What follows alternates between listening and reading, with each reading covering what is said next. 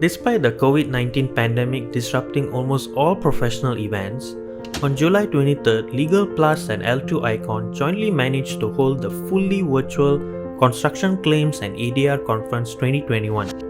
The conference was participated by 44 moderators and speakers from 9 jurisdictions. With such a star-studded lineup, we had high hopes the conference would be a success, and true enough, the conference achieved its target by seeing an incredible 1,534 registrations. Not only that, the conference also set a new record in the Malaysian Book of Records for the longest non-stop virtual construction and ADR conference, when the conference ended after a 12-hour marathon at 9 pm.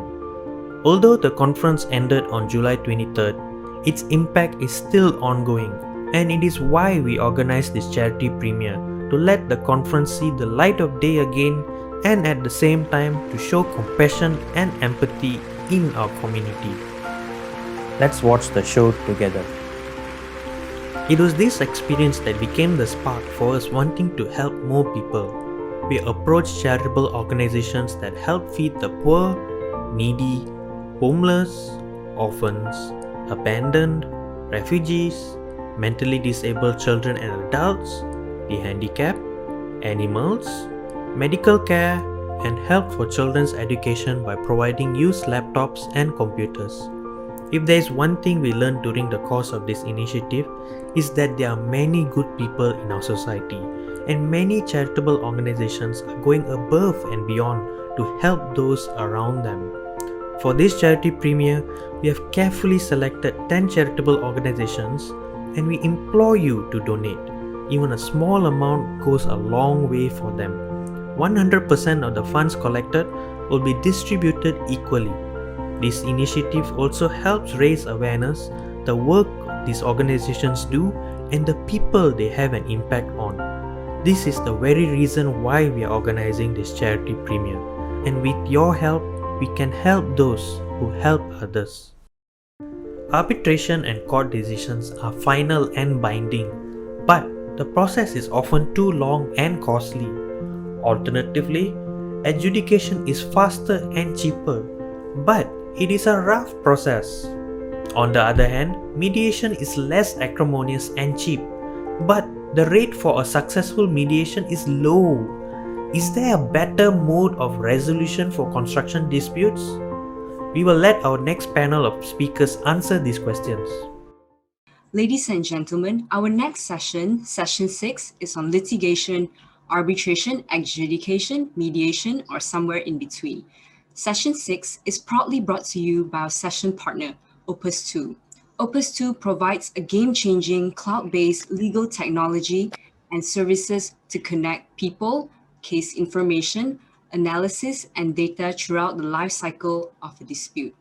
We are honored to have Professor Philip Yang as our moderator for Session 6.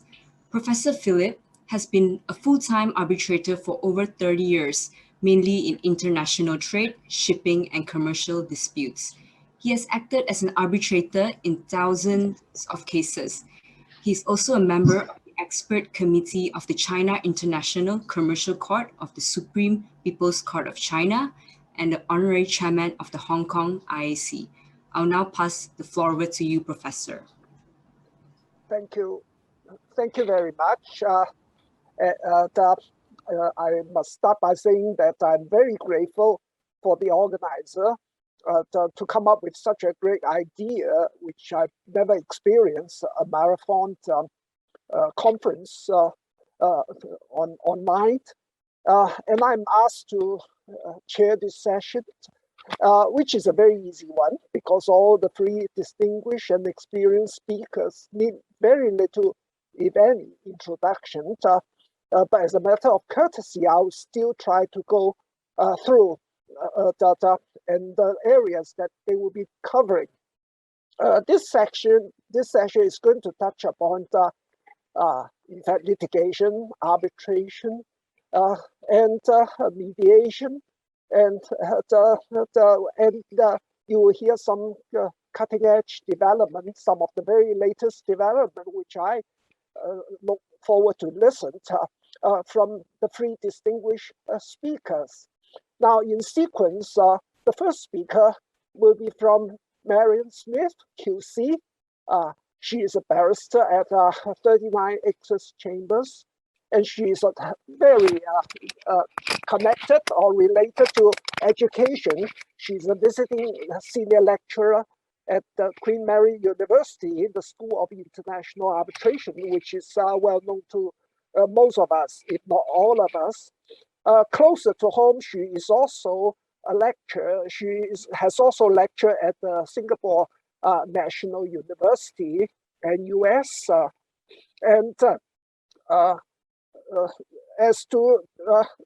She's also a fellow member of the Chartered Institute of Arbitrator, and importantly, she is currently a trustee of the Chartered Institute of Arbitrator.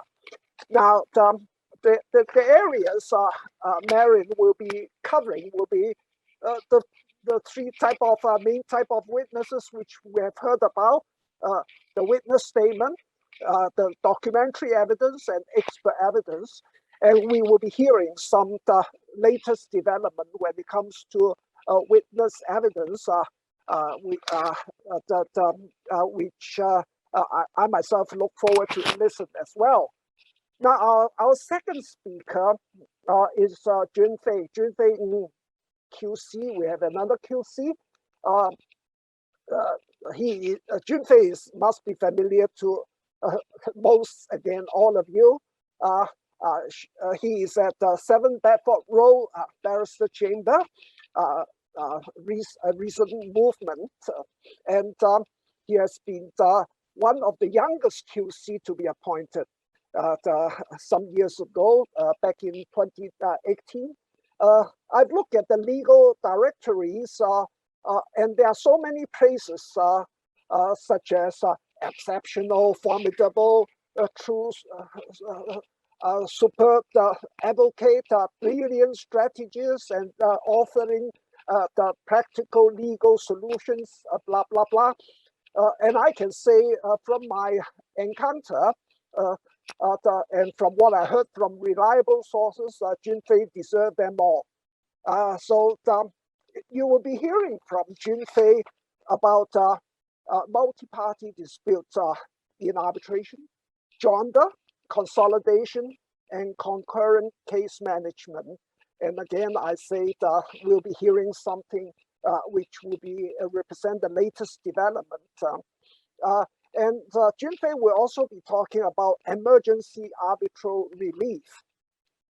Now I turn to our third learned speaker, Chen Lien Sen. Lien Sen, again, an old friend. He is a senior counsel of the Supreme Court of Singapore and a charter arbitrator, practicing from Duxton Hill Chambers. Again, I understand is the latest recent movement. He obtained his first-class Bachelor of Law from the University of Malaya, and was a Pegasus Cambridge Scholar at Cambridge University, which he has obtained the Master of Law. Very brief introduction, but it's far beyond, but I'm not going to waste more time about it on this. Lien Sen will wrap up the talks by going into areas such as the mediation, the Singapore Mediation Convention, the grounds for refusing enforcement, and some of the Hong Kong case like Gao Hai Yan, and the problem that will bring with the multi-tier clauses, which Professor Chong has just touched on, such as precondition to arbitration, and we'll be hearing something latest in UK, in Hong Kong, as well as in Singapore. And that brings to also the SIAC, SIMC, the protocol, which I also look forward to listen. Now with that, I'm going to pass on to all the speakers and run the course of this session. I will only come back at the Q&A session. Thank you very much. I pass to Mariam. Thank you. Thank you, Professor. Good morning, good afternoon, good evening, wherever the more than 1,000 of you are. I'm going to talk for 15 minutes, and I have started the clock because there's nothing worse than the first speaker who talks for too long. On the title, Litigation, Arbitration, Adjudication, Mediation, or somewhere in between.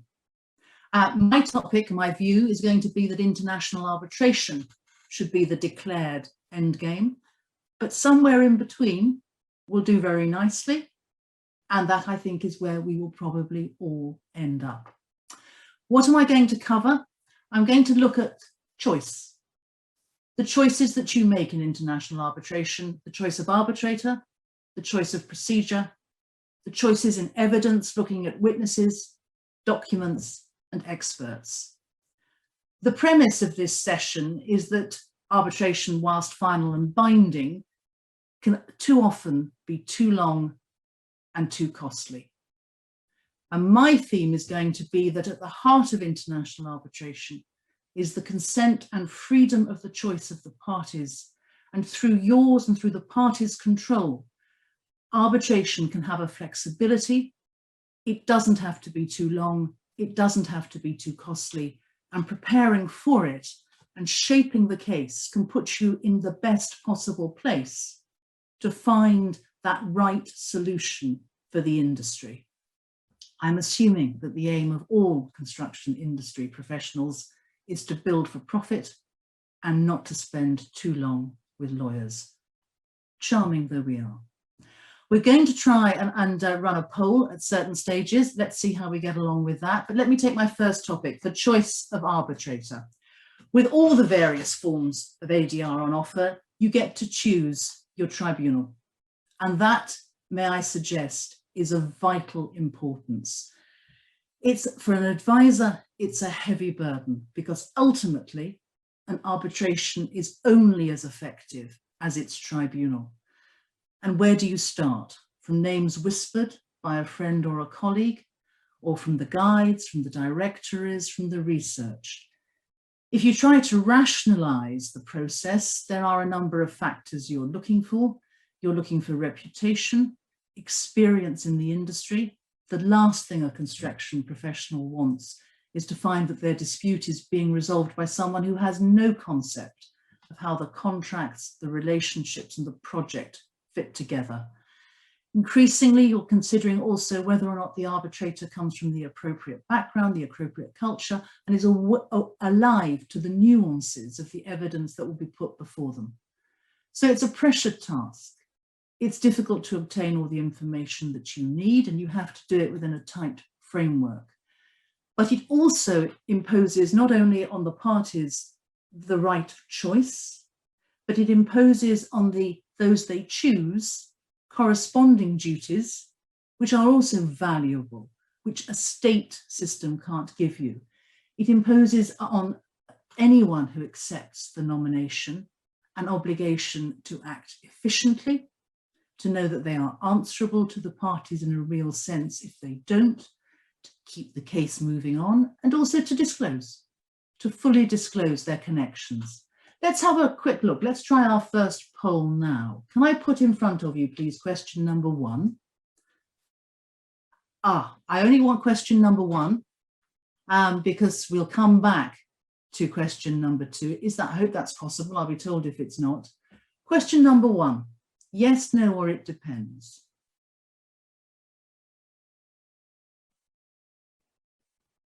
Is it going to be possible to find out what the answer is to that? Or am I going to have to ask you, or in fact, let's just go for it. Go for ask all of the questions, answer all of them, and let's see where we get to. I'm going to give you a minute.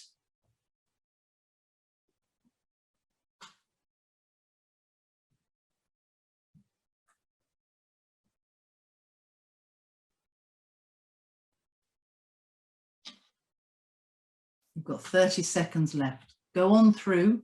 Don't worry about the rights or the wrongs. Don't worry if they're unclear or clear. Just put an answer in. Coming down to the last 15 seconds.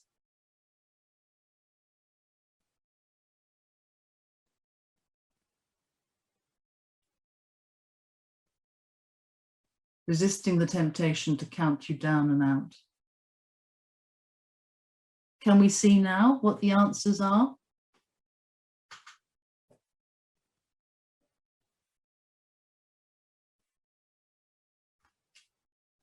Let's have a look.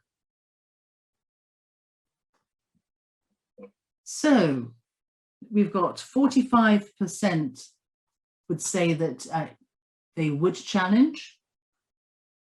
And 42% say it depends. That tells me that there's probably about 42% of this audience are lawyers. That was deliberately done to flush out the lawyers amongst you. Reviewing the evidence, the witness says with confidence, is this a reliable guide? 64% say no. It isn't a reliable guide, on the contrary, we'll come back to that. A witness has much to gain if her recollection of events is accepted. Does this mean the witness's recollection is likely to be biased? The same percentage of you say yes. That's interesting. We'll come back to the research that's been done on that.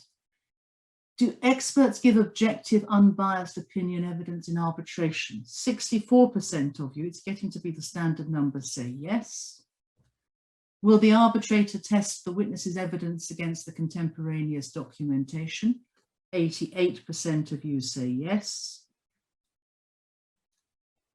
And it looks as if I don't need to talk to you at all, because you all feel, 86% say that arbitration as a dispute resolution process is fit for purpose. I am tempted to rest my case at that point and not to run the risk that you will in fact change your mind by what I have to say. But let's just pick up quickly on those themes.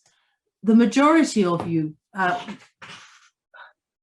not even the majority, that was the one you were most split on, challenging. The important thing, though, to take away from it is that international arbitration is fit for purpose because it allows you to consider whether or not you will accept an arbitrator with those sort of connections actually taking the decision. Would you know the same thing about a judge? Would you know about the 3 years before he or she went onto the bench? Have a think about that. It's a valuable right. Choice of procedure. We all know that arbitration offers that degree of flexibility because you don't have the set book of rules. Parties are free to agree what procedural and evidential rules they will apply. They can decide that by means of the institutional rules that they select, and those give a flexibility. They don't set what has to happen. Overall, what arbitrators and arbitration want to achieve is an efficient process that will get to the result at the point that the parties want it. I sometimes feel that we must remember when people say it takes too long, that it may not be both parties who say it takes too long. If the parties cooperate, if they both want the same time frame, arbitrators will work hard to achieve that. And of course, the freedom of arbitration is that you don't have to choose a common law or a civil law jurisdictional approach. You can take a hybrid. And in many cases, that is exactly what is done. Selection of evidence. Let's pick up on the witness evidence. It seems as if all of you are well aware that in fact, memory is not reliable. Human memory is in fact famously unreliable. That's what the psychologists show us. And that is what in fact we are now finding. We don't necessarily rely upon what witnesses say, and 64% of you got it right. Memory is not that fixed imprint. It is something which is constantly overwritten. That's my timer telling me it's still not sure about it, but we've got 5 minutes still to go. In relation to the whole litigation process, as we know, taking the witness statement will change the evidence, because each time you go back and you're asked questions about it, your memory is overwritten. In fact, there is some evidence that how you ask the question changes the answer that is given. If you ask someone to estimate how long was the movie, the answers in the test were an average of 130 minutes. If you ask how short was the movie, the average is 100 minutes. something for anyone who cross-examines regularly, like all three of us do, to bear in mind. The framing of the question is crucial. The next thing that we talked about in that questionnaire, that poll, was documents. There are three things to remember about evidence in any form of dispute resolution process: records, records, records. They are where a construction dispute is won or lost. But arbitration offers a whole range of flexible ways in which to assist the parties efficiently, cost-effectively gaining access to the records that they need to prove their case and disprove the other case. Documents are cast very wide, and their obligation to maintain them is clearly understood. When it comes on to testing witnesses' evidence, we all know that that, of course, is going to be done against the documents. We didn't need to know about the unreliability of witness evidence. If you want to know objectively where the truth will lie, you look at what people wrote and said at the time when they had no particular case to run.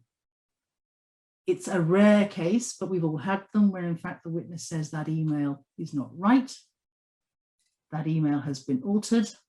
It is in fact incredibly easy to alter emails, but so far in my experience, it's not done. We'll have to wait and see whether or not it becomes something that is more routinely done. Experts, well, you're all firmly behind the view that experts do give objective evidence. It could not be more important.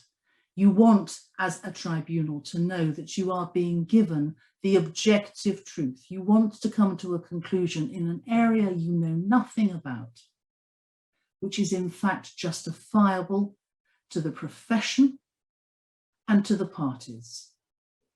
That party-appointed expert becomes, in my experience, the tribunal's expert. And it's key that we can trust the experts to provide objective, unbiased opinion. And if you're going to take the advantage of all the other ways to resolve your dispute, that is something that you will need to have. So what then do we have on presentational aids? We've gone through at speed the main forms of evidence. We're going to see more use, I think, now of pre-trial statements of facts, chronologies, schedules, pictures. They tell 1,000 words is saved by one picture. I think we're going to see them used more and more. I'm being told to expect witness evidence by hologram. I'm not sure that's going to happen, but given where we've got to in the last 18 months, nothing would surprise me. We regularly do site visits now by drones. Computer modelling is being used. People are taking the BIM modelling that is used on site and using it in the presentation of the case. So I see arbitration as very much fit for purpose, as expanding and developing to serve, because that's ultimately what it must do, to serve the parties in resolving their disputes and to allow business to go on. And that, I think, satisfyingly brings me in under 90 seconds. So I shall pass over, I think, straight now to Jen Fay to put the spin on what international arbitration offers. Thank you very much, Marian. A very good morning, good afternoon, good evening, everyone.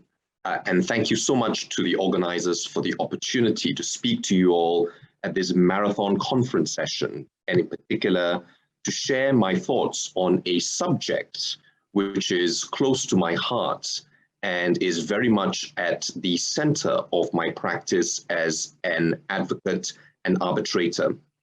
The title of session 6 of today's conference is Litigation, Arbitration, Mediation, or somewhere in between. And I'd just like to start perhaps by returning to question 6 of Marianne's excellent poll, which some of you, or indeed all of you, may remember, is arbitration as a dispute resolution process fit for purpose? For which the resounding result was yes, in 86% in favor, with the minority 14% against. Now, it goes without saying that arbitration is the preferred method of dispute resolution for many cases, including but not limited to construction claims. primarily, in my view, for three reasons. The first is obviously the ease with which decisions of arbitration tribunals can be enforced. Arbitration awards being easily enforced via the New York Convention, to which a large number of states are signatories, and the restricted grounds on which any arbitration awards can be effectively challenged or otherwise set aside.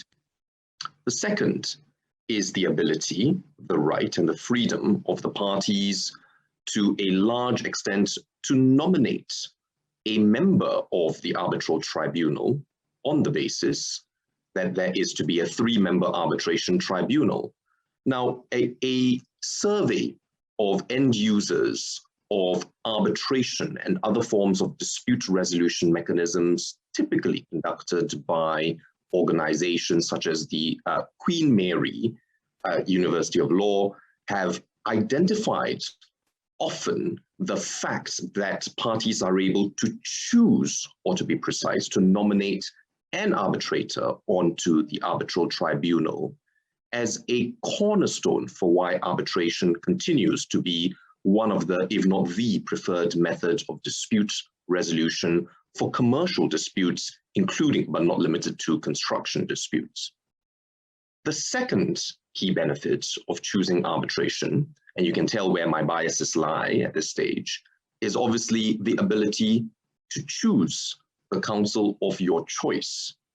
Because arbitration typically in many a jurisdiction is conducted on the basis that the parties have an unfettered choice of counsel to represent them in the proceedings, even if counsel may not necessarily be qualified in the place where the arbitration is seated. There may be any number of reasons for doing so, and occasionally it may even be, as I have often encountered, end users, in other words, parties to arbitration, choosing to instruct a mixed counsel team comprising practitioners, advocates, and maybe even technical experts, or from different disciplines, from different jurisdictions, reflective perhaps of the multi-jurisdictional and complex nature of the dispute itself.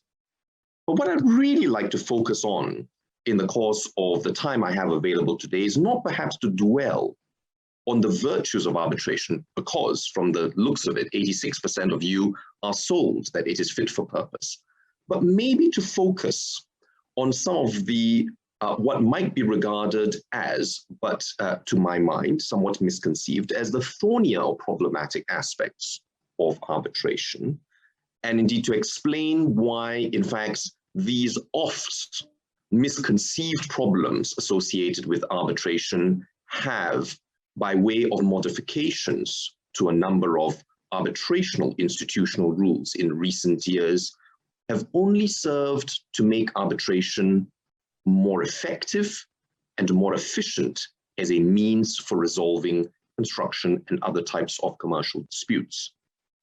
Chief amongst this, and this is the first of the two areas which I'd like to focus on, are multi-party disputes in arbitration. It is often said, unfairly and inaccurately in my view, that arbitration is not the most effective, efficient, or practical means of resolving disputes involving multi-parties. So, for example, in a construction case, you might have back-to-back disputes between the employer on the one hand and the main contractor on the other, and then down the contractual chain between the main contractor and its subcontractor or subcontractors. And I was very intrigued by the presentation which Professor Chung gave a session just before session 6, where towards the tail end of his presentation, Professor Chung touched on one of the three means of resolving multi-party disputes in the context of arbitration. And those three means, and these are the sort of three sub-points I'd like to develop in the context of my discussion on multi-party disputes. The first of which is joinder.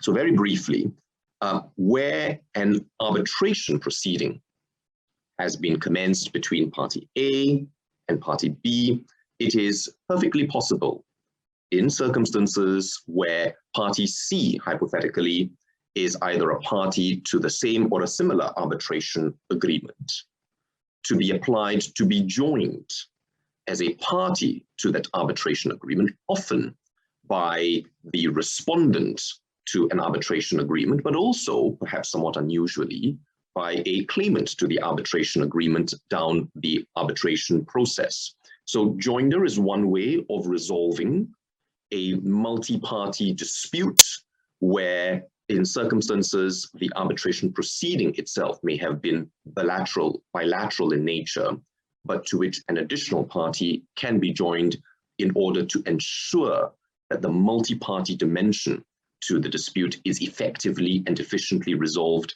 in one sitting. The second method, which is often used in order to ensure that multi-party disputes are effectively and efficiently resolved in the context of arbitration, is by way of consolidation. Now, the rules on consolidation of arbitrations, and just to explain what consolidation means, it is a scenario in which you have two or sometimes more than two arbitration proceedings, whether you describe them as parallel or simultaneous, it doesn't really matter. It is often described as parallel proceedings because they overlap to an extent and touch on perhaps the same subject matter, but involving different parties occasionally. And the method of ensuring that the dispute between these different parties, which overlap with one another, are effectively resolved in circumstances where these parallel or simultaneous arbitration proceedings have started life as separate arbitration references themselves, is by way of consolidating these arbitration proceedings so that they are resolved by a common arbitration tribunal, subject to the same procedural timetable, in circumstances where the evidence received in one of the otherwise separate arbitration proceedings is also treated as evidence that has been received in the other arbitration proceedings. Now, whilst the detail of the rules may differ, it is very common that amongst the leading arbitration institutions, that the conditions for consolidation include, amongst other things, A, where the parties agree to consolidate, or where the claims, B, in the arbitrations are made under the same arbitration agreement, or C, the claims are made under more than one arbitration agreement, a common question of law or fact arises in all of the arbitrations, the rights to relief claimed are in respect of, or arise out of the same transaction, or a series of related transactions, and the arbitration agreements are compatible. So that is the common criteria that is typically adopted for the purposes of consolidating arbitration proceedings. But what if the criteria or conditions are not necessarily met for consolidation? Worry not, for there is a third possible alternative, which is to conduct concurrent proceedings. So in other words, strictly speaking, the proceedings remain separate, but they are conducted concurrently, effectively, when you have at least one common member of the arbitration tribunal, so that the timetable, including but not limited to the hearing itself or the hearings for these concurrent proceedings, can be conducted at the same time or pursuant to the same pace. The danger, however, in concurrent proceedings was very recently highlighted in a decision of the Hong Kong Court of First Instance called W and AW, the citation for which is 2021 HKCFI 1707. And I highlight this decision in particular because it's interesting. It's the first I've ever come across in any common law jurisdiction whereby the tribunal in one case reached a different decision from the tribunal in another, notwithstanding that there was a common arbitrator between them. And the issue that had to be considered by the Honorable Madam Justice Mimi Chan in this CFI decision was whether or not an application for security would be granted, which it was, on the basis, intriguingly, that the party who was challenging the arbitration award in that case had a strong case to set aside what was regarded as a manifestly invalid arbitral award, given that it was inconsistent with an earlier award, notwithstanding that the parties to both sets of proceedings were the same and there was a common arbitrator in a parallel arbitration. Now, the further area I'd like to touch on, which is again typically regarded as perhaps an area of concern for those who are thinking of arbitration, is the prospects of obtaining interim measures, because it is said, well, what if there is a need to apply for an interim measure, but in circumstances where the arbitration tribunal hasn't yet been constituted? Wouldn't that be a disadvantage to arbitration? And again, the leading arbitration institutions have reacted in a very positive and affirmative way by introducing provisions allowing for emergency arbitral interim relief. In other words, in circumstances where there is a need, sometimes before even the arbitration proceedings have formally commenced, for interim measures, whether they be described as freezing injunctions or measures to secure assets, etc. These can be obtained by commencing an application for emergency arbitral interim relief, where an emergency arbitrator, typically one sole arbitrator, would be appointed to consider on an expedited basis, typically within 14 days from the time when an application for emergency interim relief is filed, to consider whether or not to grant emergency arbitral interim relief pending the constitution of the arbitration tribunal itself. And what this means is that it allows the party's position to be preserved to the extent that there is a need for interim measures to be granted prior to the arbitration tribunal being constituted. There are also legislative measures which have been taken in a number of jurisdictions to clarify that for the purposes of the arbitration decision that has been issued by an emergency arbitrator, it is to be regarded as an arbitration award under the national arbitration legislative framework in a number of these jurisdictions, again, so as to facilitate ease of enforcement to the extent that there is a need to enforce the decision of the emergency arbitrator effectively as an arbitration award in jurisdictions in which the respondent to the application to the emergency arbitration relief application may be located. Thus, drawing all these disparate strands together, over the years, and certainly in the more than 15 years in which I have been involved in arbitration, one of the areas where it has been generally regarded as a disadvantage to arbitration, or the two areas in which generally regarded as disadvantage to arbitration, namely its perceived inability to efficiently resolve multi-party disputes on the one hand, and secondly, the lack of availability of interim measures, particularly prior to the constitution of the arbitral tribunal, has been very swiftly, thoroughly, and comprehensively addressed by many of the leading arbitration institutions by way of the measures which I have adverted to during the course of my presentation this afternoon.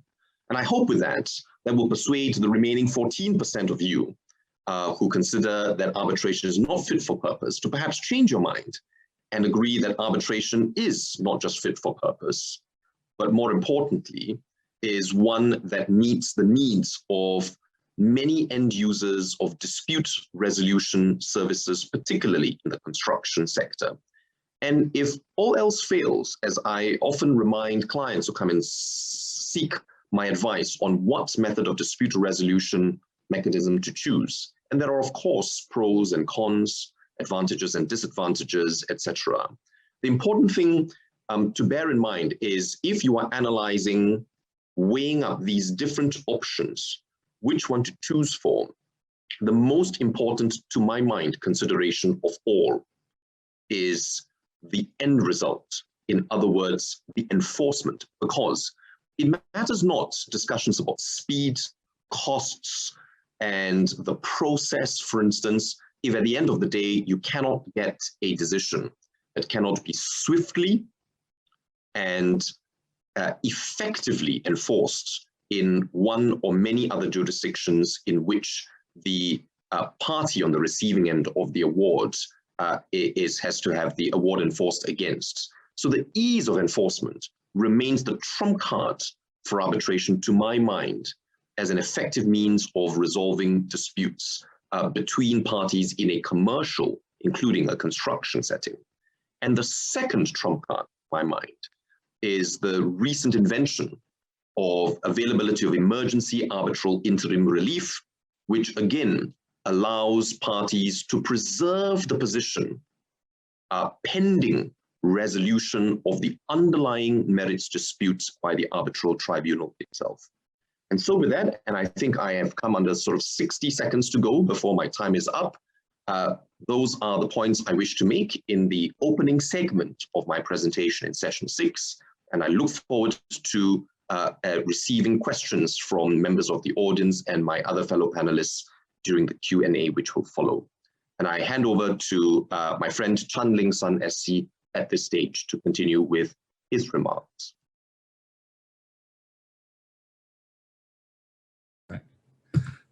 Thank you very much, Junfei. Well, I'm very pleased to be in this conference and virtually in Malaysia, I guess, even if not physically. And very grateful to the organizers for organizing this. I'm even more grateful to the 1,000 of you who have the stamina to stay on until now. You have heard Marian and Junfei speak about arbitration. I'm going to speak about mediation now. And what I'm going to touch on would be on how mediation is a different animal from arbitration, and the question of enforcement of settlement agreements arising from mediation. And in the course of that, I will talk about grounds for challenging a settlement agreement, talk about a Hong Kong case, as Professor Philip Young had mentioned. And a very practical point, and that is for those of you who draft dispute clauses, the multi-tiered dispute resolution clauses. What are the challenges when you draft these kind of clauses? Are they enforceable? What should you look out for? And that's what I hope to do within the 15 minutes that I have.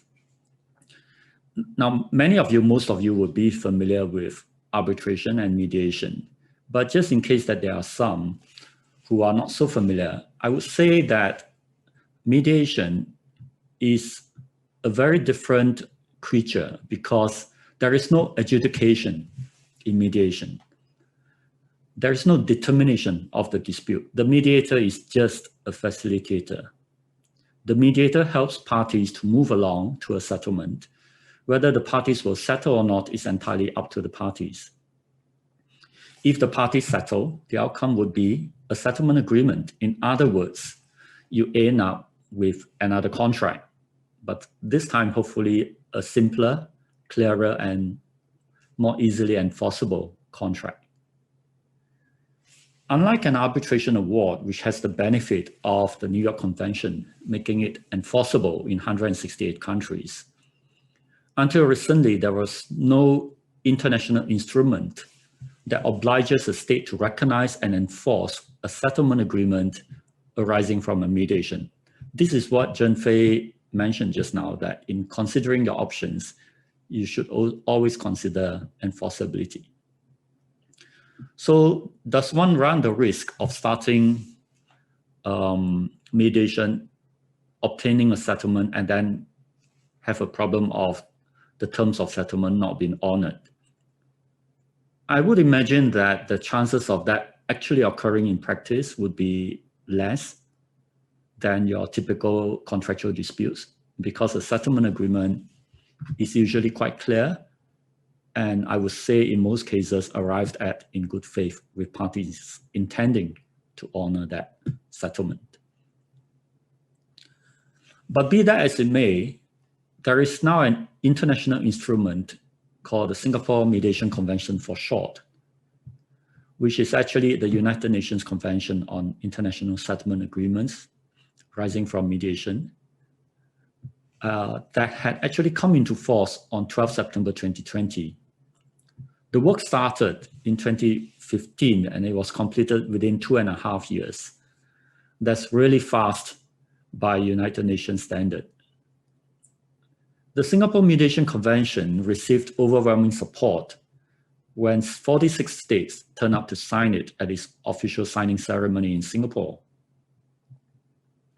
The convention applies to international settlement agreements resulting from mediation, which are concluded in writing to resolve a commercial dispute. The contracting state is obliged to enforce a settlement agreement. Enforcement may be refused only on specified grounds, such as a settlement agreement being null and void, if the obligations in the settlement agreement are not clear or comprehensible, or if there was a serious breach by the mediator of standards applicable to the mediator or the mediation. I won't go into each of those grounds for non-enforcement, but the question of refusing enforcement if there has been a breach of standards by the mediator, a serious breach of standards by the mediator, is an interesting one. What are the standards of a mediator? What are the standards that one would expect in a mediation? There are actually hardly any rules written about standards. We know that the mediator should be impartial, but the independence or impartiality of a mediator would not be measured by those that would apply to an arbitrator. For example, the IBA guidelines on conflict of interest in international arbitration are specific to arbitrators, and they are not all easily applicable to a mediator. There is one Hong Kong case which is of interest in illustrating the problem of trying to establish what these standards are, given that the practices in different countries can vary. This is the case of Gao Haiyan against Kenai Holdings in Hong Kong in 2011, and Professor Philip Young mentioned that in his introduction. In that case, there was an arbitration under the Xi'an Arbitration Commission in China.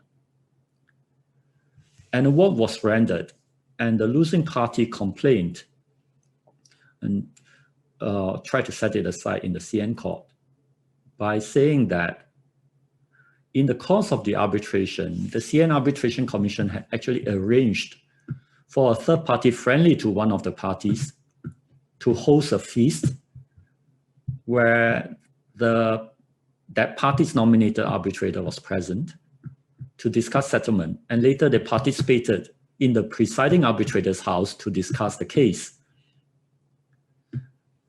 The Xi'an court rejected the challenge and said that mediation may be chaired by the arbitral tribunal or the presiding arbitrator, and it's okay for them to invite other persons to help.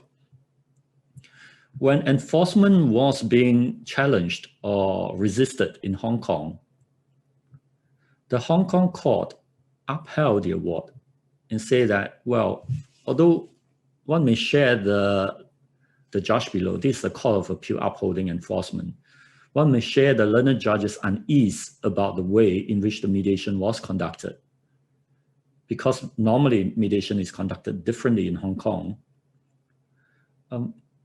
Whether that would give rise to the apprehension of apparent bias may also depend on an understanding of how mediation is normally conducted in the place where it happened.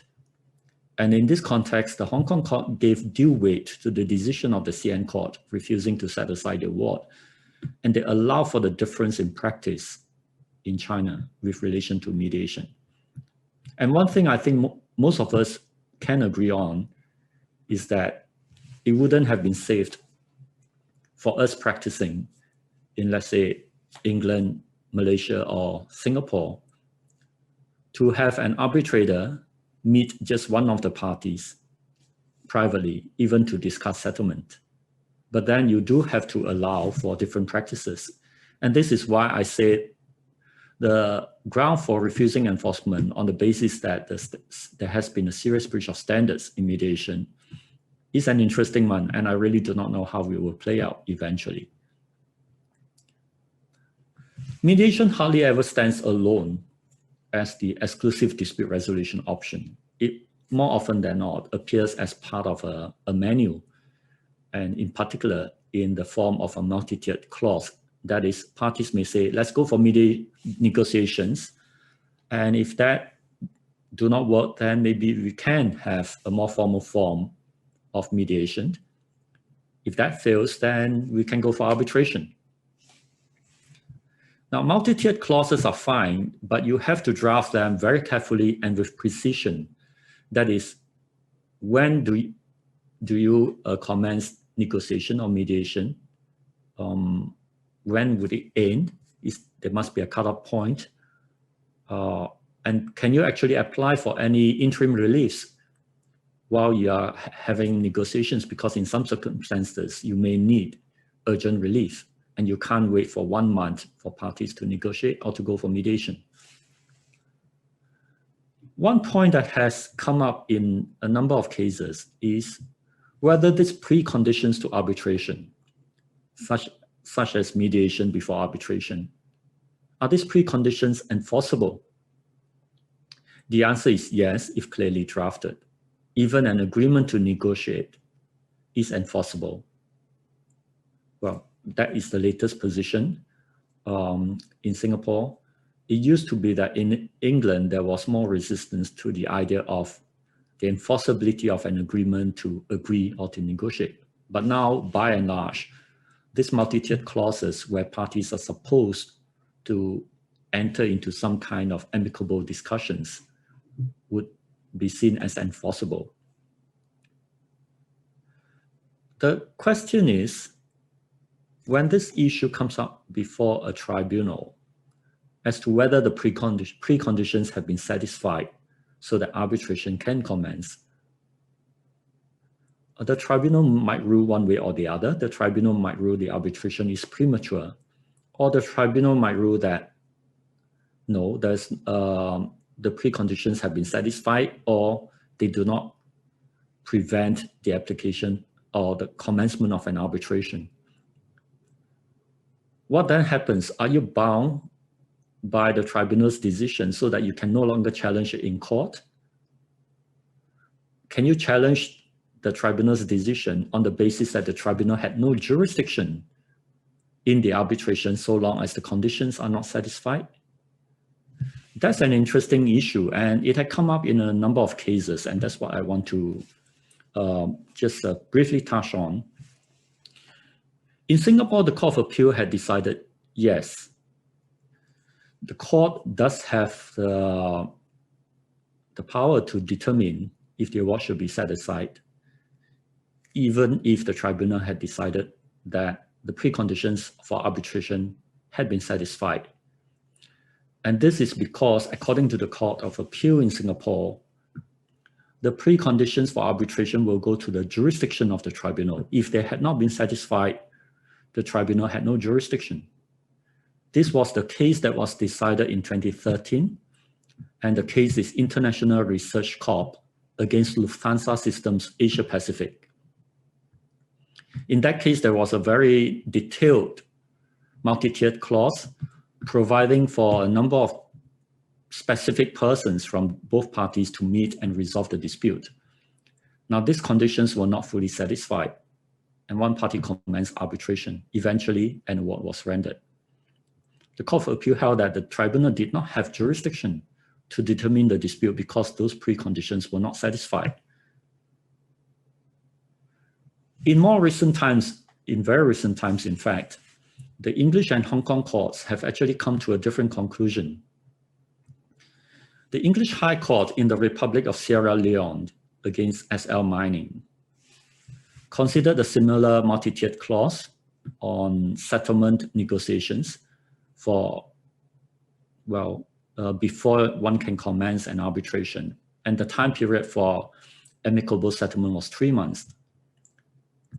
Now, one party commenced arbitration before the 3 months was up, went before the tribunal. The tribunal found that the clause is enforceable, but in construing the clause, the parties did not intend that there could be no arbitration before the 3 months was up, as long as it was clear that there was no chance of an amicable settlement.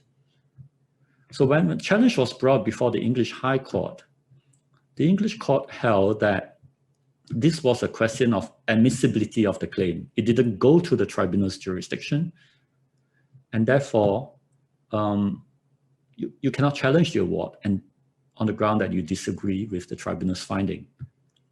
In any event, the court agreed with the tribunal's approach. Similarly, in C against the decision of the Hong Kong court, there was a similar multi-tiered clause for negotiations, and one party complained that it had not been exhausted before arbitration commenced. The tribunal held that it had. And when the challenge came before the Hong Kong court accepted as well that this is just a matter of admissibility. So the tribunal was empowered to decide whether the claim was admissible. It didn't go to the tribunal's jurisdiction, and therefore you cannot set aside the award. So very different approaches. And I would just end here with one sample of a clause that you can consider when you want to have mediation as a precondition or as an alternative to arbitration. This is a protocol that was set up by SIAC in collaboration with SIMC. SIMC is the Singapore International Mediation Center. And it's called the UP-MED-UP protocol. How it works is that if parties agree to this protocol, either party may start up an arbitration. And when arbitration is started, then either of them may ask for it to be suspended to go for mediation. So the arbitration will start before SIC. Either party may ask for it to be suspended for mediation before SIMC. It will then go for mediation before SIMC, before a different person. The arbitrator and mediator have to be different persons. Parties have 8 weeks to conclude the mediation. If it is successful, parties may request the tribunal to record the terms of settlement in the form of a consent award. But if it's not successful, parties will just resume and proceed with the arbitration. The advantage of this is that if you are successful, you get an award immediately that's enforceable. It also focuses the minds of the parties that arbitration has commenced, so you better try to settle if you are serious about it and put in your best effort at the mediation. Otherwise, you're not going to buy much time. The arbitration will just be lurking in the background and can be resumed if you do not settle. So that's just one option to consider in the menu of dispute resolution options that you have. I will stop here now and hand it back to Philip to conduct the discussion. Thank you. Thank you. We now come to the Q&A session, and we do have quite a bit of time, and we can cover a lot more things that that perhaps some of you might, some of the attendees may still have questions. Indeed, we have some questions raised already, and based on the sequence that has come in, perhaps I shall deal with it and invite my learned colleague speakers to actually in turn express the views.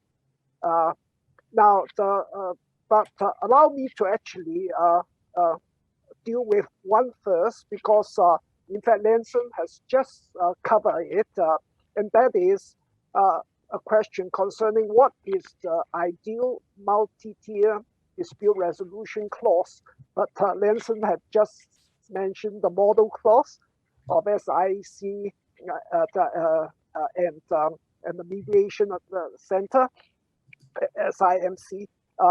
And also Lenson has already mentioned the preconditions in the multi-tier dispute resolution clause that can actually arise. And I think that should have covered that particular question. Now I would go to the other questions, and I'll invite Marion to perhaps go first, and then follow with Junpei and Lenson. And that the question, the first that come in would be, would it be precise to say witness statement and documentary evidence is crucial in establishing claims in construction disputes? I'm unashamedly in the document camp. Most of what I do took place at least 2 to 3 years ago. I've just run through in my mind the matters I'm sitting on as an arbitrator and where I'm counsel, and they go back at least that period of time.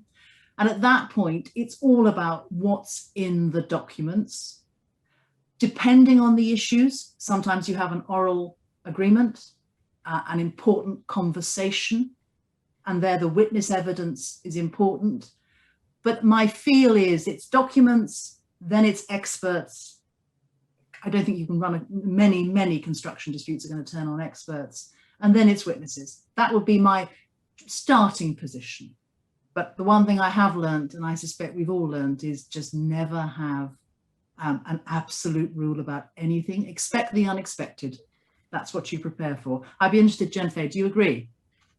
Marion, I agree entirely. And in fact, I am reminded of a decision of the English Court of Appeal, the leading judgment for which I think was delivered by Lord Justice Males, where he had emphasized the fact that contemporary documents, so not just documentary evidence, but those which were contemporaneously created at the time of the events which are under consideration. And he had described it as important as a means of getting at the truth, not only of what was going on, but also as to the motivation and the state of mind of those concerned. And if I recall correctly, what Lord Justice Male said was that this doesn't apply just to documents passing between the parties, so inter-party correspondence where you might expect a greater degree of candor on the part of the parties concerned when describing their position, but with even greater force to a party's internal documents, including emails and instant messages, because these tend to be documents where a witness, a party representative's guard is down and their true thoughts are plain to see.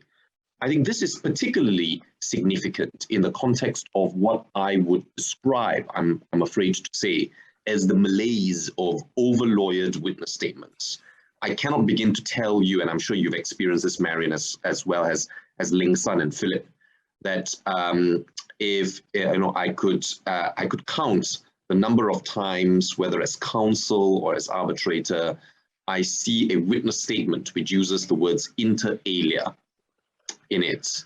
And that is an obvious telltale sign, and there are other perhaps less overt telltale signs that a witness statement has been crafted painstakingly but artificially by a lawyer to the point that it bears little resemblance to the witness's own unvarnished evidence. It all comes apart typically in the course of cross-examination, and that's where I really look when I'm sitting as an arbitrator, and where I would really focus if I was cross-examining as counsel, in testing the veracity of that witness evidence, typically by reference to contemporaneous documentation. So not only do I agree with you, Marion, I think this is something that has certainly been raised fairly recently by the English Court of Appeal, in this case called Symetra and Icon, if I recall correctly, as the authority. And Lenson? I concur. Yes. If I may look follow up with a question to my learned speakers. If contemporaneous document is so important, why not we have more document-only arbitration and dispense with the very expensive oral hearing, whether it's virtual or in person? I thought the previous speakers had mentioned the importance of keeping proper document, and in many cases, this has been done.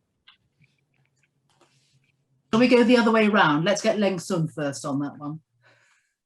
Well, I think we should certainly rely more on contemporaneous documents, as Marian and Zhenfei just said. I will not say that cross-examination is entirely useless. It's just that we as common law counsel need to jettison some of our old habits of putting every point to the witness and going on an exploration of trying to test the witness credibility generally, and just focus really on clarifying certain things. So for example, if you have contemporaneous correspondence of certain documents, some things might not become apparent to the tribunal until the witness is asked about those for context. And you'll find then that the context might appear quite different from what has been submitted by counsel. So there is some use for cross-examination. I've actually heard tribunals tell me that, well, our impression before the cross-examination was quite different from after. But we certainly need to limit it and not waste time. Yes, and if I can chip in next and say that I would not be in favor of dispensing with oral hearings, whether they take the form of an in-person, virtual or hybrid hearing, in favor of documents-only arbitration, save in the most simple of cases, and perhaps cases where the value at stake is too low to be economically justified for an oral hearing. Otherwise, I have to say I am very much in favor of the oral hearing approach to resolving disputes, because in my experience, documents, even contemporaneous documents, like with many things in life, are more complex and nuanced than they seem. It is very rare that you would find a contemporaneous document where one of the parties admits in incontrovertible form that their position is wrong on a particular issue. More often than not, it is more nuanced than that. And as I have often found, the strength of contemporaneous documents in helping a tribunal probe to the heart of a particular matter is by comparing them with other contemporaneous documents to build a picture or a jigsaw of what was said internally within a particular party or organization and externally between the parties themselves. And it's not the sort of exercise that, in my respectful view, you can do by just looking at the documents in an arid fashion, and certainly not with the assistance of someone to help you assemble the jigsaw, that person typically being the counsel or the advocate for either or well, for both sides effectively. So I would say very much in favor of oral hearing in all but the most simple and low value cases. I'm going to agree because of the basic human instinct. Everyone wants their story to be told and their story to be heard. And they want to know that it's being heard. And a documents-only arbitration has its place, but it won't give you that knowledge, that certainty. May I add here, Philip, that sometimes it's also a difference of culture depending on the sector. In shipping arbitrations, for example, shipping tribunals and shipping lawyers are very used to having disputes being determined on documents only. But then again, to be fair, many of those turn on contemporaneous evidence on charter party hire, whether it was due or not due, and so on. But certainly in certain sectors, they are quite used to documents only. Yeah, that's a good point. Well, thank you very much. I agree all. I must say that even there are a lot of documents as arbitrator, I find oral hearings and can be very useful, very helpful.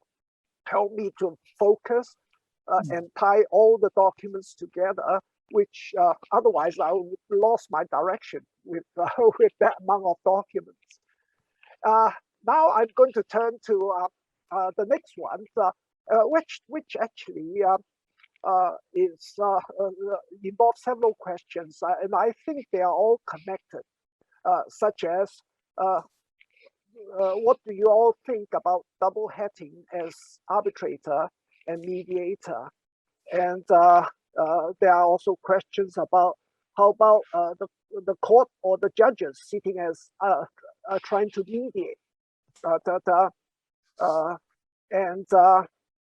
and also wouldn't inside knowledge of the during the mediation affect the arbitrator's view of the dispute, and one or two others, but it's all related, isn't it, to the single issue, whether the arbitrator and the mediator or even court judges should mingle, so that one person perhaps can wear the head of all of the roles. Vincent, perhaps you go first. Sure, these are all very good questions. In fact, I'm quite pleased that these points are being made. Outside of China, basically, where arbitrators do frequently act as mediator, most people will feel quite uncomfortable with double hatting for good reason. And I would agree with that as well, that if you are going to be the one that will decide the dispute, if parties do not settle, they will feel quite uncomfortable being upfront with you about what their bottom line is. Right? They may be afraid of showing weakness, showing a lack of confidence in what they are arguing. And so how upfront do you think they will be? And certainly, what if you receive confidential information? Because the way mediation is conducted is that usually a mediator will speak to one party and say, tell me frankly, in this private caucus, I will not tell the other side any confidential information you want to tell me. But if you are going to be the arbitrator, then how do you deal with that situation where you receive confidential information? Because I've often said that my mind is not partitioned into C drive and D drive. I can't keep whatever I receive in one side separate from my overall knowledge. So to answer the judge's point as well, should court or judges mediate? I think for the same reason they should not, but they should certainly encourage mediation or settlement. There's also a question related to that, because judges do have a lot more, I think, well, I can say gravitas, but they also have a lot more sway over the conduct of parties. So if a judge tells them, go for mediation, parties tend to listen a bit more, but it shouldn't be before the same person. I'll let the others contribute to the topic. Vincent? So thank you very much. And now I will turn to Marion. I just mix up the order a little bit. yes. Marion? I'm sort of imbued in the common law system. And just like Lengson, I would instinctively be very cautious about acting as mediator and as arbitrator for the reasons he so eloquently summarized. But I have recently started to have conversations with European arbitrators, European Council, where there is far more openness to taking on that dual role. And they're encouraging me to do it. And the important thing they say is you've just got to establish the ground rules, and you have to acknowledge that the ground rules will be different depending upon the stage in the arbitral process that the mediation will take place, but be clear about your role. So come back to me, Professor, come back when I've had the courage to try it, as I'm being encouraged to do. And the only thing I would wish to add about judges is if we think about a classic facilitative role for a mediator, where they're not there to evaluate, but they are there to facilitate that settlement. Can I ask the question, do judges have the training and the skills for that role? What's your experience? I'd be very interested in hearing. Anecdotally, I hear they may not. Yes. I'm not sure if we have lost Junfei. I think we have. I'm sure he'll log back on. Yeah, Yes, I'm sure. While waiting for him, perhaps on this issue, I will try to contribute by saying that even in China, the major arbitral institution rule has changed somewhat pursuant to the Gao Haiyan case, Hong Kong case.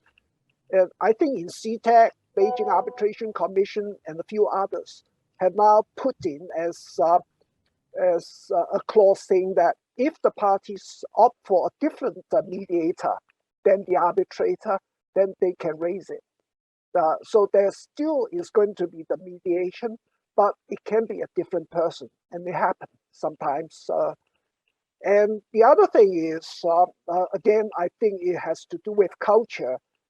I have not involved a lot, but I have involved in a few mediation and arbitration, and wearing the same hat because the parties do want the arbitrator to be the mediator.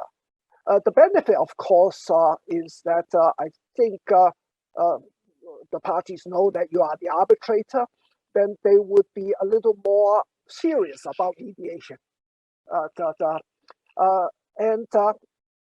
If the mediation fail and going forward to an arbitration, I myself do not find that much difficulty in putting what has been said about mediation behind my mind. Perhaps there are hidden disadvantages, like Lenson has pointed out, the parties knowing that I'm going on to be the arbitrator, so they wouldn't say too much to me, perhaps. But nonetheless, it has been done. But whether it's good or not is for everybody to judge. We are still waiting for Junfei, so the three of us will have to continue. That goes on to another question, which say the multi-tier, would that actually have an impact on costs and speed, which is always the usual complaint? And would multi-tier dispute resolution add on this problem? Well, if I can jump in on that point, and Marion can add to this, I would say always keep your clauses simple. If you want mediation, it has to be provided for, that's fine. But certainly you can add an additional layer of cost, but if you keep it short, let's say like with the SIMC protocol of 8 weeks, then you know you can give it a go. And if you manage to settle, it saves you a lot of time and cost. But don't make the multi-tier clauses complicated, where you have to go through so many processes. I think that's a recipe for delay as well as dispute. In fact, if you are going to negotiate, sometimes I query whether you really need to put it in the contract at all, because parties can always negotiate. So that would be my take on it. I completely agree. I mean, in fact, I was thinking, when the question came up, what would your ideal component parts be? And I thought that was a really good question. And my feeling is I don't really care what the parts are. I want them clear, simple. But the most important thing is that there is a commitment to talk. There's a commitment to try to avoid starting the process. And ideally, some form of encouragement or commitment to continue to be open to talk again, because I think we're all aware in practice that the timing of the mediation is crucial. There has to be that sweet point between knowing what the risks are and what you're happy to accept on those risks with the incurrence of cost. Get it wrong and you may have spent too much money for it to settle. Do it too early, and the people just may not know enough about the risks involved. So trying to balance that is quite difficult. And I would literally just, let's have something in there, something simple, an initial talk, and then an openness to continue to talk. Because in my experience in the construction sector in particular, it's all about the next project. I sort of said half jokingly, I assume you don't want to spend time with lawyers. I know you don't. The construction industry, get on to the next project, build the next bridge, sort out the next hospital, clad the next apartment building, and rightly so. What else is coming through on the questions? in that case, I'll go on to the next question. It seems to be for Marion. And that is, given the widespread criticism on the reliability of witness memory, which you have mentioned, what do you feel about cross-examination? And what are the latest developments when it comes to witness statement, especially in the High Court, and how it will affect arbitration? Well, we've had a really interesting report by the ICC on the fallibility of memory and how arbitration should address this topic. I think the problem for international arbitrators is that you don't want to become too closely involved in the process of taking the statement. We can't become too prescriptive, but we've got to be aware of that issue. And as Jianfei said, you know, the use of the over-lawyered witness statement and the labourer, the man whose job it was to dig the trench for the pipe, who appears to be fluent in Latin, is something that we've all come across. And indeed, it's not, in my experience, it isn't just one of the trench diggers who's fluent in Latin. It is usually all of them who have produced a witness statement in exactly the same language. So the ICC is giving the guide to international arbitration and saying you have to think about it. You're going to have to decide what are the topics upon which you want witness evidence. How do you want that witness evidence to be presented? What are you going to do to encourage using the witness's own words and keeping the lawyers out of it? So I think cross-examination is going to become a refined skill. I find that with the co-counselling role that I'm sure all of us have taken, we are thinking more about the strategic use of other members of the team to take different witnesses and different topics. That's going to grow. I think we might see the increased use of hot tubbing with witnesses of fact. We've accepted it with experts, and I think that might be something we would want to talk about, and the use of that. But I can see that we might cut through cross-examination and say, let's put the witnesses together in front of the tribunal and let the tribunal get involved in asking those few really important questions that do make a difference. What's your views, Jianfei? Lovely to have you back. Thank you. I just want to clarify that it wasn't my attempt to avoid answering the question about we know it was. But I appear to have joined at the opportune moment because the discussion appears to have moved on to witness examination or cross-examination in particular. And I have to say that I am, in fact, a big proponent of expert witness conferencing, or hot tubbing it is colloquially called. But in particular, a form of expert witness conferencing in which you get the opposing experts in the same discipline in the middle of either the physical room or the virtual room, with obviously a pre-drawn, agreed list of topics or expert issues for discussion. But the twist that I have typically used in cases in which I have appeared as counsel, to the extent the tribunal agrees, or have suggested in cases where I am sitting as arbitrator, actually involves counsel and, to the extent they wish to participate, members of the tribunal getting involved in the dialogue with the experts after they have each exchanged their initial views in respect of the topic concerned. So I think the sort of more traditional and if I may say so, slightly conservative way of conducting expert witness conferencing is one where you allow the experts to duke it out with each other, topic by topic, and then reserve any questions for counsel to sweep up by way of supplementary cross-examination at the end. Whereas the method I much prefer is to actually transpose that cross-examination, or what I would describe as a dialogue, involving all participants in the arbitration, including the tribunal, on a topic-by-topic basis. So you overlay that, and you have a dialogue on one topic, you exhaust it before moving on to the next topic.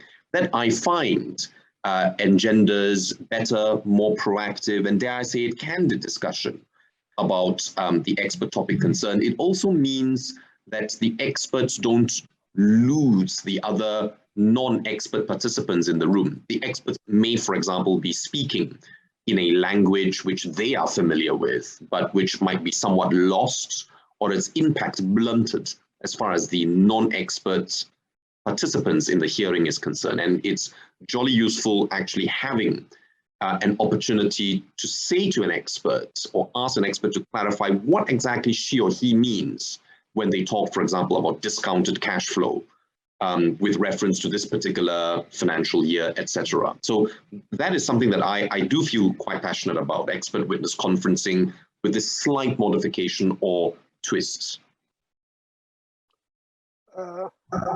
Benson, you have anything more to add? No, not much to add, although Marian did raise a very interesting point about witnesses of fact, hot tubbing, not just experts. And I think that's something that we should keep an open mind on for particular situations. Bearing in mind that I think it will work only if the issues are very specific and discrete, because the tribunal will not be able to tease out the facts as well as counsel when it comes to familiarity with the case. But certainly it can work. I don't see any reason why it cannot work in some circumstances. Yes, I would like to add, when it comes to factual witness, my concern, which I haven't experienced before, but I've come across cases before that the two factual witnesses start fighting each other, and physical fighting. So much so in the HKIC in the old days, we have to call the police for assistance because we can't stop them. So I'm absolutely fine with expert hot tapping, but factual witness, because the conflict of interest could be so serious that that one has to be very careful. I think that can be worked into the multi-tiered clause as a form of dispute resolution. You send your champion and I'll send mine. It worked for hundreds of years. Exactly. Go back to the old days. This is not hot tubbing, this is hot thumping from the sounds of it. There's a fantastic research article there, isn't there? Now, time is running out. I think I come to another question, which has been raised with regard to Jun Fei's case, that an award which is inconsistent with an earlier one is open to challenge. That seems to be rather dangerous, because I thought inconsistent decision in the chain of arbitrations can always happen. Perhaps Jun Fei, you'd like to elaborate, and what is your views? Yes. And then other speakers will join. Yes, I have to, well, first by way of clarification, the decision which I referred to earlier during the course of my presentation was a decision on security for costs. And therefore the evaluation at that stage was with regards to whether or not security should be ordered. The actual challenge itself, the substantive challenge itself, has yet to be heard, let alone be decided by the Hong Kong Court of First Instance. Instinctively, my own view is that an inconsistent award should not, in principle, be capable of giving rise to a challenge in respect of the subsequent award. Because as the late Lord Mustill once famously said, with arbitration, you buy the right to get the wrong result. And you get, in exchange for the speed with which you can effectively resolve arbitration, the efficiency of the entire process itself, including the enforcement process, the speed with which you can enforce an arbitration award. Unfortunately, the flip side of it is that you buy the risk that the arbitrators may reach the wrong decision, whether on the facts or indeed on the law, because with the exception of jurisdictions like England, where we have Section 69 of our 1996 Arbitration Act, which prescribe, provided that certain conditions are fulfilled, the right to apply for permission to appeal from a question of law arising out of the arbitration award. Otherwise, in many jurisdictions, there is no right to appeal on a question of law. So in principle, the starting point is that consistent with the underlying ethos of arbitration. My own view is that inconsistent arbitration awards should not be capable of giving rise to a challenge in and of itself of the subsequent award. But there is a second, more granular point I'd like to make, Philip, and I'd be interested, obviously, to hear what you, Marion, and Ling Sun have to say on this, is that the reason why I take the view that inconsistent decisions shouldn't be capable of giving rise to a challenge is because there is a dangerous assumption that two hearings, even if they involve the same parties, same counsel, and one or more common arbitrators, are otherwise identical in all evidential respects. And what I do think is problematic is the idea that having decided one way, the arbitrator shuts her or his mind to all the evidence, arguments which could be presented differently, come across differently because of the cross-examination that has been skillfully conducted, perhaps in one or either of these arbitrations, and therefore reach a different result that is inconsistent with an earlier decision which she or he reached.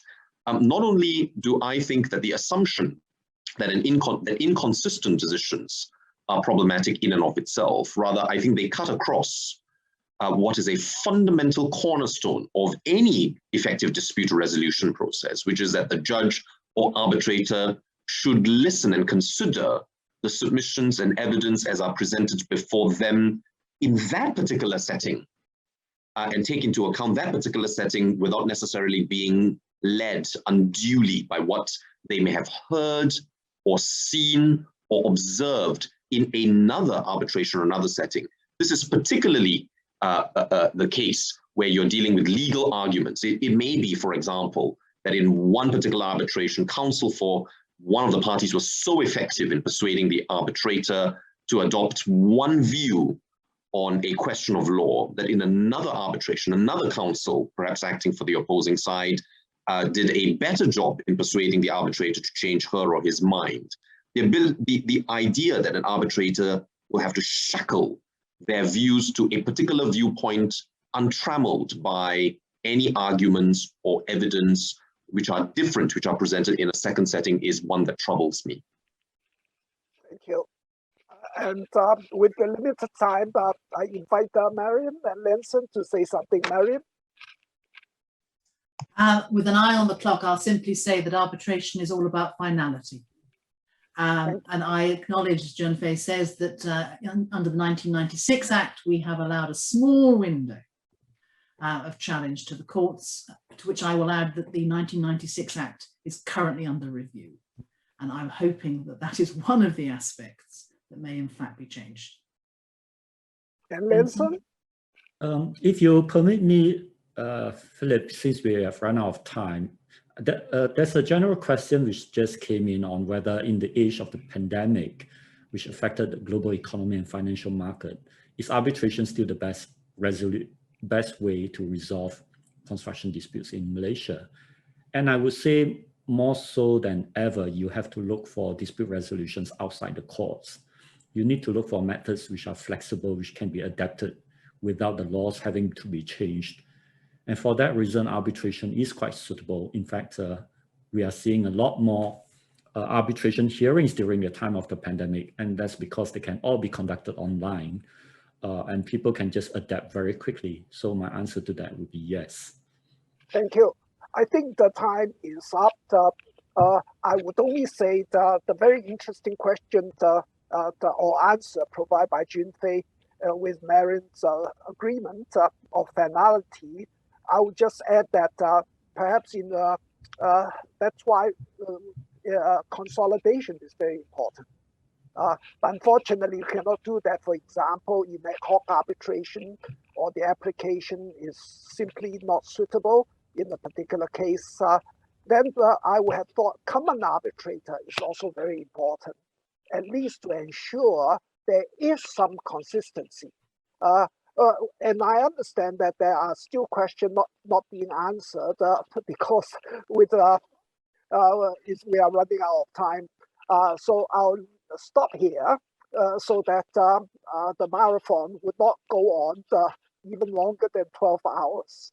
With that, need to thank my learned speakers, which I myself end up learning a lot. Thank you all very much. Thank you, Professor. Thank you. Thank you very much. Thank you, everyone. Thank you. That was an interesting session. Next up, we have Miss Katie Beth Jones from Opus 2 who will be talking about adopting technology in dispute resolutions. Good day, ladies and gentlemen. Welcome to the Construction Claims and ADR Conference 2021, jointly organized by Legal Plus and L2 Icon. This is a special program, also part of our conference. The use of legal technology in dispute resolution proceedings is not new. We have Opus 2 here with us today. Opus 2 connects legal professionals and dispute resolution parties in a digital world. Our guest here today is Katie Beth Jones from Opus 2. Hi, Katie. Thank you for being here with us today. Hi, Cindy. Thank you very much for having me. Katie, would you like to tell us a little bit more about you and how long have you been with Opus 2? Yes, of course. Well, I'm originally from the UK, but currently living in Melbourne. I mean, academically speaking, I actually studied biochemistry first. So I have my biochemistry degree and then went on to study law and take that career path. So I had the privilege of working in a few law firms, experiencing the difference in sort of boutique high street law firms versus the top international firm setup. And thinking back, so I recall at the time when I was sort of sussing out what type of legal career I wanted to pursue, there was actually a wave of friends and colleagues leaving practice, and there was a huge pivot to focus on actually the enablement of law firms and the legal industry. And that's sort of how I came across Opus 2 and sort of made the move into legal technology. So I was drawn to their drive towards innovation and legal tech. Our founder at the time had already completely transformed how court cases were recorded and reported. And I joined in 2011, just as Opus 2 had launched our first hearing solutions for paperless electronic trials. And this was launched on the Berezovsky and Abramovich matter, which at the time was the world's kind of biggest litigation battle and very widely publicized. And sort of my career at Opus 2 sort of took off from there. And I'm actually coming up to 9 years in a few days. So almost part of the furniture. Happy anniversary. Yeah, and I hope that with these 9 years of experience, what have you observed in terms of how the market has actually changed or how dispute resolution teams are deploying technology? What kind of trends are you seeing in the past 9 years and moving forward, perhaps?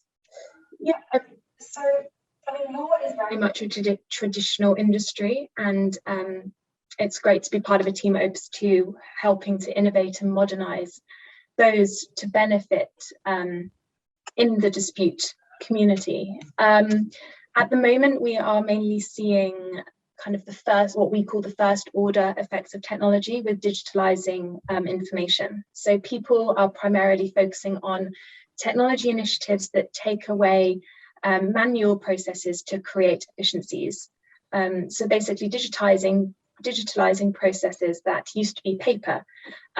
So, you know, in layman terms, going from writing letters to writing emails, obviously, but, you know, in a bigger way. So through digitalizing documents, we are able to make tremendous efficiencies and productivity gains, reduce friction, and of course, impact on the environment. And I think the legal world still have much to realize from this first step, but there has been a considerable progress over the 9 years that I've been working for Opus 2, but I think 10 years as a whole since Opus 2 launched their platform. there is still very much a heavy reliance on paper. And I think that the next step with technology will begin when people actually deploy it for competitive advantage. So I think we will start to then experience the second order effects of technology, helping legal teams transform processes and how they work to actually boost productivity and modernize their own practice. And, you know, if you speak to the pandemic, we've experienced many kind of jurisdictions going in and out of lockdown, and it has forced a shift to technology. You know, how do you stay connected with your colleagues and your clients if you're not with them in the office? So we are sort of going from first order to second order rather quickly on the back of the pandemic. All right, so there's also a perception that technology implementation is rather expensive compared to what we do today. So is it easier for people to stick to status quo? For example, like what you have just mentioned, lawyers generally prefer to work with paper. So a paperless situation is a new normal for a dispute resolution proceeding. So how are lawyers approaching this new normal? I mean, it's a question that I get from lots of people, especially those who are just starting to adopt technology or are perhaps considering adopting technology. And this is certainly not industry specific. Nearly every industry goes through this. The easiest way to sort of think about whether adopting new technology is right for you is to start with the efficiencies to be gained, not about the billable hour. So rather than taking the time away, technology can save lawyers time spent printing documents, filing, refiling, and instead lawyers can then spend more time doing the value add work for their clients. And there is a huge perception around cost. I think what you need to look at is kind of cost and value proposition needs to be looked at side by side. So cost needs to be seen in the context of both the improvements to existing process and the new value created. And as more and more stakeholders in the legal industry adopt and experience the transformative effects of technology, I think the concern over cost will start to fall away as the value becomes more evident. And crucially as well, I think it's important that you choose to work with technology partners who really understand what you do as lawyers. And that's the unique part of Opus too. Many of us are from practice. We are lawyers and we build technology for lawyers.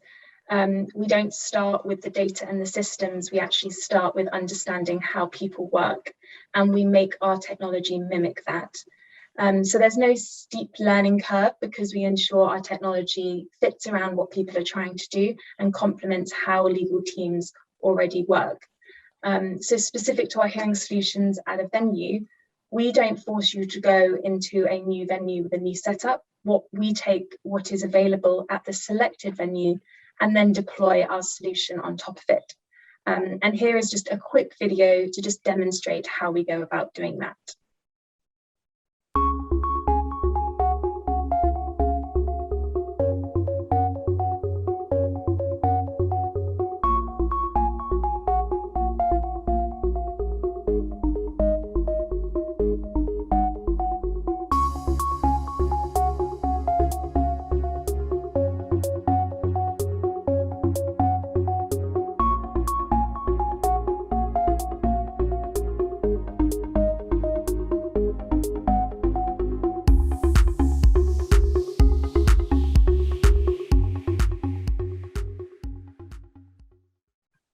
That was a fantastic video, Katie. It's amazing to see how you transform a normal room into a virtual setup.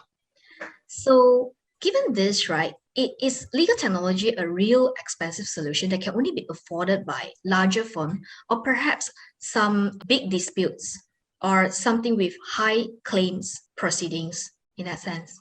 It is definitely the perception. I think that technology adoption primarily takes place by the larger firms or maybe on more complex disputes, the high value disputes, as you say.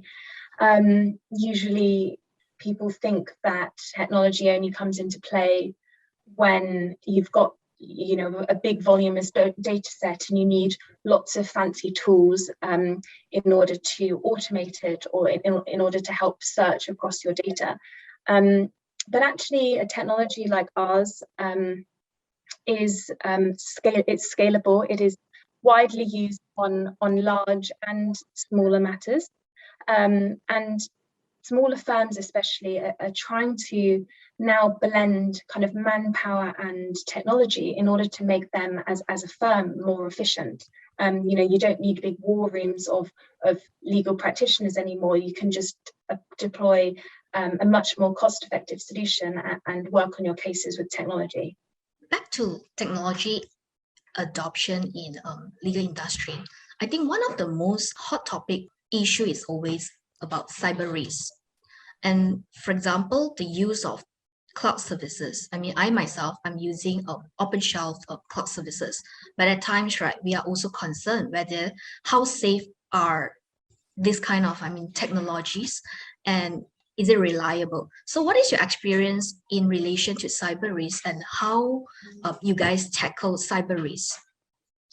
Yes, I mean, security is always a concern, whether using technology or manual processes. So especially in the industry that we're in legal industry, you know, so much critical information is shared and stored. But cloud-based technologies aren't new. They have been around for a couple of decades and have come on leaps and bounds with a huge focus on security. It's certainly right to think about security and make sure you challenge your provider. So ask them what they're doing to ensure the security of their data, or your data, sorry, what they're doing to minimize the risks of breaches. And make sure that you look for things like industry recognized certifications and best practices. You know, make sure, we would always say to our clients, to never invest in a technology solution that doesn't have adequate security credentials. And it's funny that we all focus on cybersecurity and the security with data in the cloud, which is much more secure than sort of the traditional methods that we've all had in law, in legal practice with hard copy bundles. So just a very brief anecdote from many years ago when I was in a taxi with an arbitrator, and who I shall not name, and the arbitrator left his bundle and all of his notes to the arbitration in the taxi. Now, fortuitously, it was myself in the taxi, and I took it back to the office and then couriered it to him the next day. But you know, we forget that that is just as much of a risk of, you know, a breach of data and you know, and security of your data in the kind of world that we still live in. And cybersecurity is such a big topic, but is actually, you know, it's much, much safer. That's right. Your experience in forgetting a bundle, that's actually very scary, and I truly feel you and how you feel at that moment. So, well, there are a lot of sayings that things will be back to normal. So, I mean, in this pandemic, do you think, are there any lasting effects? And what kind of changes that will stick in terms of legal practice as well as dispute resolution processes? Yeah, I mean, personally, in general, I don't think that life will probably ever go back to the way it was pre-pandemic. We are all just carving out a new norm. And also we've got to remember that we are going on almost 2 years now. And so it's also just an evolutionary change. But specific to dispute resolution, the pandemic certainly accelerated the traction of technology. Many advocates who were perhaps more resistant to adopting technology for their case management or fully embracing electronic hearings in the past have certainly had their eyes open to the benefits of virtual hearings. And through the pandemic, you know, unless justice was just going to grind to a halt, there was just simply no other choice. And so speaking actually more to the arbitration community, what I saw was that virtual hearings were fully embraced and successfully so. Pre-COVID, arbitrators could be in one city one day for a pre-hearing, then perhaps fly across country or across the continent to another city for a 3-week hearing. And in the post-COVID era, now many arbitrators are actually in favour of perhaps conducting case preparation or pre-arbitration hearings electronically, and making the call later about whether it makes more sense to conduct part of the proceedings in person, or perhaps even a part in person, part virtual proceeding. So I think we are going to see a lot more hybrid hearings. Not only would this ease the strain in everyone's diaries, but it would also reduce the carbon footprint by minimising the number of flights between parties and venues, and make us all a bit greener. And as a whole, what we're seeing as well is that venues, institutions and law firms are continuing to invest heavily in technology and infrastructure, and it's all evolved to reflect the new requirements of the new norm of hearings. So this includes AV equipment, the development of online platforms, and in turn, how we are seeing many of the ADR centres wanting to partner with Opus too. Absolutely agree with you, Katie. Technology adoption in legal industry as well as arbitration proceedings or dispute resolution proceedings can save time and allows lawyers to be more productive in the dispute resolution proceeding for a more efficient and effective proceeding, paperless, and last but not least, for a greener arbitration. Thank you for your time with us today, Katie. Thank you ever so much, Cindy. Pleasure talking to you. I hope today's session was just as interesting as you heard it the first time. Tomorrow, in our 10th and final show, we'll take a look at the thorny subject of liquidated damages to purchasers. The panel will discuss the impact of several court decisions on developers, contractors, and property development in Malaysia.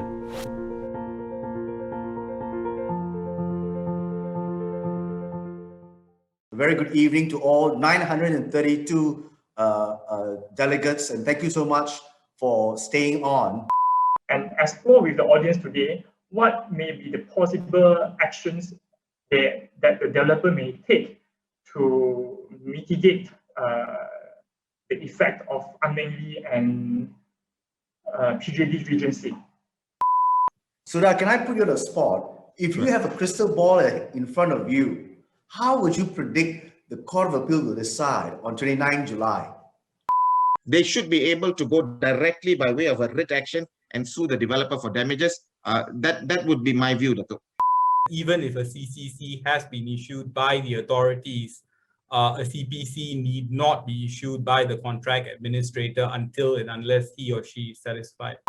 Two icons on your behalf has made it into the Malaysia Book of Records for having the longest non-stop virtual construction and alternative dispute resolution conference for a total of 12 hours. This event in Malaysia is the longest virtual conference ever held, attracting the Malaysia Book of Records to award us this distinction